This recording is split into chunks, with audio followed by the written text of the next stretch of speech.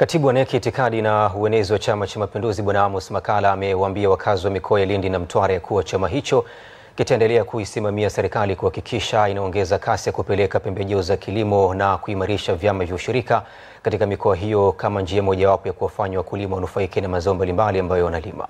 Alfani Lihune na ripoti zaidi kutoka Nachingwea mkoani Lindi. Wilayani Nachingwea katika ziara yake ya mikoa ya Lindi na Mtwara, akizungumza na wakazi wa wilaya hiyo. Utekelezaji mzuri wa ilani ni matokeo ya utekelezaji na mipango mizuri ya Chama cha Mapinduzi.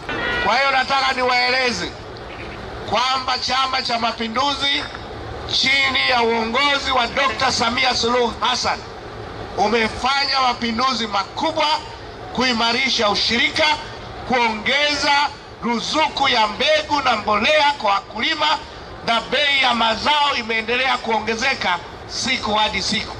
Miradi mingi ya maendeleo mingi katika sekta mbalimbali imetekelezwa vizuri. Wakizungumzia mpango huo, wakazi wa wilaya ya Nachingwea wanaeleza walivyonufaika.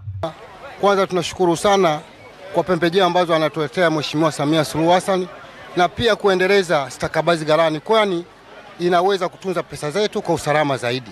Baadhi ya makada wa CCM pamoja na viongozi wa serikali walioambatana na CPA ya Amos Makalla nao wakapata nafasi ya kuzungumza na wananchi. Ikifika mwezi wa 10 wa 11, wananchi hawa walikuwa wanachangishana kwa ajili ya kujenga madarasa ya darasa la kwanza na madarasa ya form 1.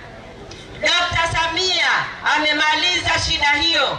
Sasa kuna watu mnadhani kuamua kukichagua chama fulani na kukiunga mkono, mnakiunga mkono kwa sababu kuna mtu anaenda mbio sana kama Kibisawala, ama anatuliza vizuri pale nyuma kama Abdulrazaki Hamza. Hapana, tunakichagua chama kwa sababu ya kumtazama kiongozi anayeongoza safu ya uongozi. Ukitazama kwenye chama chetu cha Mapinduzi tangu Dr. Samia Suluhu Hassan mpaka uje chini huku, unaona kabisa hao wametimia kuwa